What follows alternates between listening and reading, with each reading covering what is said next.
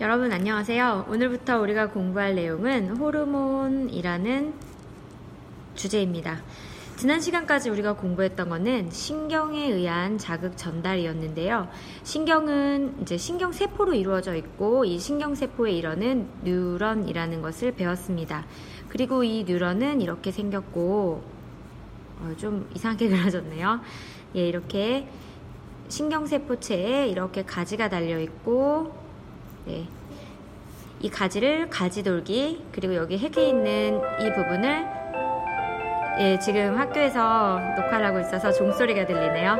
이거 신경세포체라고 하고 이 부분을 축삭돌기라고 했는데 자극의 그 정보 전달 방향은 이쪽이라고 공부했습니다. 그래서 가지돌기, 신경세포체, 축삭돌기 방향으로 정보가 전달되고 이쪽에 감각세포가 있고 이쪽에 뇌가 있다면 이 신경은 반대 방향일 수도 있고요.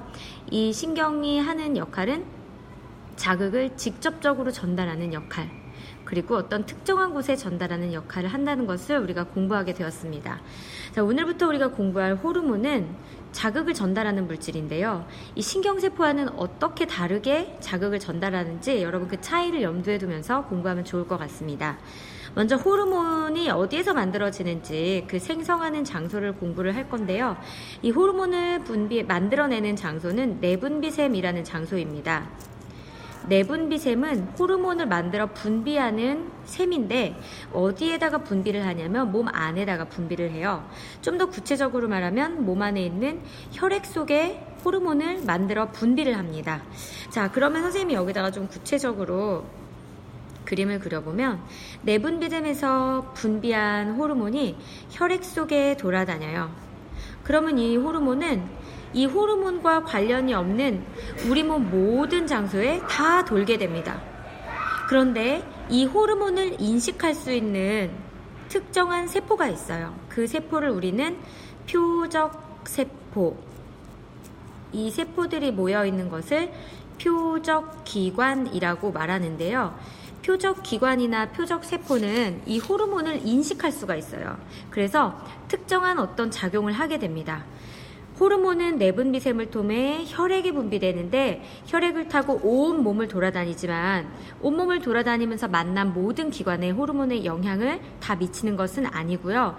이 호르몬을 인식할 수 있는 특정한 세포, 즉 표적세포 또는 표적기관만이 이 호르몬을 인식하고 호르몬에 의한 작용을 하게 되어서 자극에 대한 반응이 이루어지는 것입니다. 여러분 이해되시나요?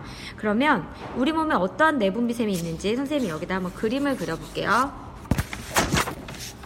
자, 책에 있는 그림 먼저 한번 살펴볼까요? 자, 여기 여학생이 있는데요. 여기 보면은 이 간뇌 쪽에 뭐가 있냐면 뇌하수체 전엽과 후엽이 있습니다. 그리고 목에 이렇게 나비 넥타이처럼 존재하는 게 갑상샘이고요. 그 다음에 콩팥 위쪽에 꽃갈모자처럼 쓰고 있는 이것을 우리는 부신이라고 하고, 그 다음에 이자에서 예전에 3대 영양소의 소화효소가 나온다고 공부했었죠. 그런데 이 이자에서는 내분비샘이 있어서 호르몬을 분비한답니다. 그 다음에 여자의 생식기관 중에서도 난소, 남자라면 남자의 생식기관 중에서도 생식기관에 있는 정소에서 또 호르몬을 분비하게 되는데 이 부분도 역시 내분비샘이라고 말합니다. 그러면 선생님이 여기다가 그려보면서 하나하나 구체적으로 공부를 해보도록 하죠. 자, 선생님이 수업 시간에 그렸던 아주 멋있는 그림을 다시 한번 그려보도록 하겠습니다. 여기 이렇게 멋있는 사람이 있습니다. 자, 우리 남학교니까 이 학생을 남자라고 하고요. 자, 아까 뇌에 있었던 내분비샘 기억나시죠? 이 사람이 이렇게 생긴 사람입니다. 이거 뭐라 그러죠? 눈썹과 눈썹 사이, 여기 미간이라고 하는데요. 이 미간과 여기 관자놀이 있죠? 이 관자놀이 십자가로 관통하는 그 중심 지점, 그 지점에 엄지손톱만하게 생긴 이런 내분비샘이 존재한대요. 요걸 우리는 뇌하수체라고 합니다. 뇌하수체. 이 뇌하수체는 두 부분으로 나누어지는데요. 뇌하수체 전엽이라는 곳과 뇌하수체 후엽이라는 곳으로 나눠볼 수가 있습니다. 그 다음에 우리의 목 부분에 나비 넥타이처럼 생긴 내분비샘이 있는데요. 이 내분비샘을 우리는 갑상샘이라고 말하고요. 그 다음에 여기 우리 콩팥 배웠죠? 오줌을 만드는 장소. 이 콩팥의 윗부분에 꽃갈모자처럼 쓰고 있는 요것, 여기도 내분비샘인데요. 이것을 우리는 부신이라고 말하고요. 이 앞쪽에 이자, 우리가 다른 말로 췌장이라고 하는 것입니다. 이 이자에서도 호르몬을 만드는데요.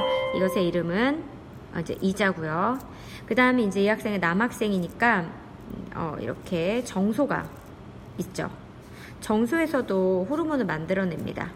그 다음에 만약에 여학생이라면 여학생의 생식기간은 선생님이 간단하게 그려보자면 이와 같이 정소에 해당하는 여자에게는 난소가 있죠. 이거는 이제 나팔관이고요. 자, 이 부분, 요것을 우리는 난소라고 하는데 난소에서도 호르몬을 분비합니다. 자, 선생님이 지금 이렇게 하나, 둘, 셋, 넷, 다섯, 6개의 내분비샘을 한번 그리고 써봤는데요. 이 각각의 내분비샘에서 어떠한 호르몬이 분비되는지 간단하게 정리를 해보겠습니다. 뇌하수체 전엽에서 여러 개의 호르몬이 만들어지는데요. 그 중에서도 우리 교과서에 나와 있는 3개의 호르몬만 선생님이 정리를 해볼게요. 첫 번째 호르몬은 우리가 키가 크는데 많은 도움을 주는 생장 호르몬입니다. 키만 크는 것이 아니라 위로 또는 양옆으로 우리 몸이 자라나잖아요. 자, 이때 작용하는 호르몬이 생장 호르몬입니다. 생장 호르몬은 우리 몸의 온몸을 자라나게 하기 때문에 혈액에 분비되었을 때 우리 몸을 자라나게 하는 데 도움이 되는 그 표적 세포들이 이 호르몬을 인식하여서 세포 분열을 통해 우리 몸을 키워나가겠죠. 그 다음에 두 번째 분비되는 호르몬, 이 호르몬은 갑상샘이라는 내분비샘을 자극하는 호르몬입니다. 그래서 이름이 갑상샘 자극 호르몬이라고 이름이 있어요. 이 호르몬은 혈액 속에 분비되면 온몸을 타고 돌아다니는데요. 갑상샘이 표적세포가 돼요. 그래서 갑상샘이라는 장소에 도착을 하면 이 호르몬을 인식을 하고 자극을 받아서 갑상샘이 원래 맡은 역할을 하게 됩니다. 그 다음에 세 번째 전엽에서 분비되는 호르몬은 생식샘 자극 호르몬이에요. 생식샘 자극 호르몬은 갑상샘 자극 호르몬과 마찬가지로 다른 내분비샘을 자극하는 호르몬입니다. 어떤 내분비샘을 자극할까요? 바로 생식샘을 자극하는 건데요. 아까 생식샘이라는 것은 남자일 경우는 정소, 여자일 경우는 난소를 말해요. 그래서 이 호르몬이 분비되면 정소와 난소에서 각각 호르몬을 만들어서 호르몬을 분비하게 자극시키는 역할을 하게 됩니다. 뇌하수체 후엽에서는요, 어떤 호르몬이 분비되냐면 항이뇨 호르몬이라는 호르몬을 분비를 합니다. 여러분이 간혹 글씨를 틀리는데요. 향이 아니라 항입니다. 항이뇨 호르몬. 이 항은 대항한다는 뜻이고요. 이뇨는 오줌을 나오게 한다는 거예요. 오줌이 못 나오게 하는 것을 방해하는 호르몬이 바로 항이뇨 호르몬이고요. 오줌을 못 나오게 합니다. 그래서 항이뇨 호르몬이 혈액에 분비돼서 온몸을 돌아다니면 이 항이뇨 호르몬을 인식하는 표적기관은 누굴까? 오줌을 만드는 장소입니다. 오줌을 생성하는 장소는 어느 기관이 있죠? 바로 방광이죠. 그래서 항이뇨 호르몬은 온몸을 따고 돌아다니긴 하지만 방광에게만 작용을 해서 방광에서 오줌 생성을 억제시켜서 오줌이 적게 나오도록 도와주는 호르몬입니다. 자, 이번에는요, 갑상샘이라는 내분비샘에서는 어떤 호르몬이 나오는지 살펴보겠습니다. 갑상샘에서는 티록신이라는 호르몬이 분비가 됩니다. 티록신은 세포호흡을 촉진하는 거예요. 우리 몸이 세포호흡을 촉진을 하게 되면 에너지가 많이 발생하게 됩니다. 그래서 티록신의 표적세포 또는 표적기관이라고 말한다면 티록신은 우리 몸에 있는 온몸의 세포들을 말하게 되겠죠. 온몸에서 세포호흡을 촉진해서 에너지가 많이 나오게 되고, 그러면 우리 몸은 에너지가 많이 나오면서 우리 몸에 저장돼 있던 지방이라든지 혈액 내에 있는 포도당이 타게 되겠죠. 그러면 어떻게 보면 이게 과잉 분비됐을 때는 살이 빠지게 되는 것이고, 이게 너무 적게 분비가 되면 에너지가 덜 나오고 그 영양소들을 태우지 못하기 때문에 살이 찌는 효과를 발휘할 수 있겠죠. 이번에는 부신에서 분비되는 호르몬을 적어보겠습니다. 부신에서 분비되는 호르몬은 아드레날린이에요. 아드레날린의 역할은 심장박동을 촉진시키고요. 혈압을 상승시키고 혈당량을 증가시키는 것입니다. 온몸을 타고 돌아다니다가 심장이라든지 또 뭐 혈당량을 증가시키게 하는 표적기관에 도착을 한다면 얘가 그것들이 반응을 해서 혈당량을 증가시키고 심장박동을 촉진하게 하는 게 바로 아드레날린입니다. 자, 이번에는 이자에서 분비되는 호르몬인데요. 이자에서는 두 종류의 호르몬이 다 분비가 됩니다. 이 두 종류의 호르몬은 서로 반대 작용을 하게 돼요. 하나의 호르몬의 이름은 인슐린이고요. 또 하나의 호르몬은 글루카곤입니다. 인슐린이라는 호르몬은 혈당량을 감소시키는 호르몬이고요. 글루카곤이라는 호르몬은 혈당량을 증가시키는 호르몬이에요. 그러면 얘는 어떻게 해서 혈당량을 감소시키냐? 바로 혈액 속에 있는 당은 포도당을 말해요. 혈액 속에 돌아다니는 포도당을 감소시키는 역할이에요. 어떻게 감소시키냐? 모든 세포 안쪽으로, 혈액에서 세포 안쪽으로 포도당을 들어가게 하고요. 그리고 간에서는 포도당을 글씨가 안 보이네요. 글리코겐이라는 물질로 바꿔서 혈액 속에 있는 포도당의 양을 감소시키는 역할을 하게 되고요. 그 다음에 글루카곤은 어떻게 해서 혈당량을 높이게 되냐면 간에 저장되어 있던 글리코겐이라는 포도당이 많이 결합된 형태인 이 물질을 분해해서 다시 포도당으로 만들고 이것이 혈액에 나와서 혈당량을 높이는 효과를 발휘하는 호르몬입니다. 자, 이번에는 정소인데요. 정소는 남성 호르몬이 분비돼요. 그 남성 호르몬이 뭐냐면 테스토스테론입니다. 테스토스테론. 이 호르몬에 의해서 어떤 남자의 2차 성징이 발현하게 되겠죠. 이번에는 여자일 경우에는 여성 호르몬이 분비가 되는데요. 여성 호르몬의 이름이 뭐냐? 에스트로겐입니다. 에스트로겐 역할은 뭐냐면 여성의 2차 성징을 나타내게 하는 역할을 하게 됩니다. 자, 여러분 여러 가지 이거 외에도 많은 호르몬이 있지만 우리가 기억해야 될 호르몬은 바로 이것들입니다.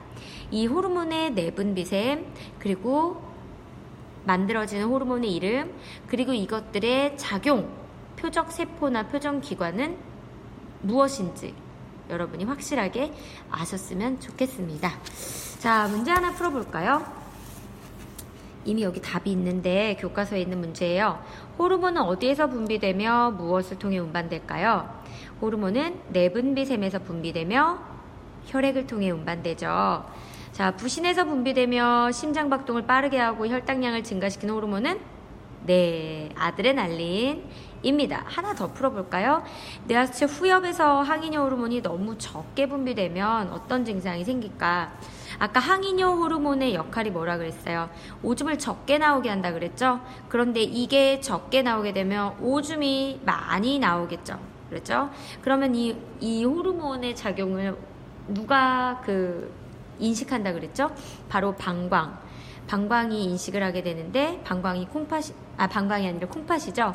예, 콩팥에서 인식을 하게 되는데 이 콩팥에서 물의 재흡수량이 줄어들어서 재흡수가 안 되니까 오줌량이 많이 나오게 되는 그 역할이 하게 됩니다. 항이뇨 호르몬 너무 적게 분비되면 재흡수량이 줄어들어서 오줌량이 너무 많아지는 그런 일이 벌어져서 몸의 항상성이 깨지게 되겠죠. 자, 오늘은 여기까지 공부하겠고요. 다음 시간에는 항상성 유지를 호르몬을 통해 어떻게 하게 되는지 거기에 대해서 공부해 보도록 하겠습니다. 긴 시간 모두 고생 많으셨습니다.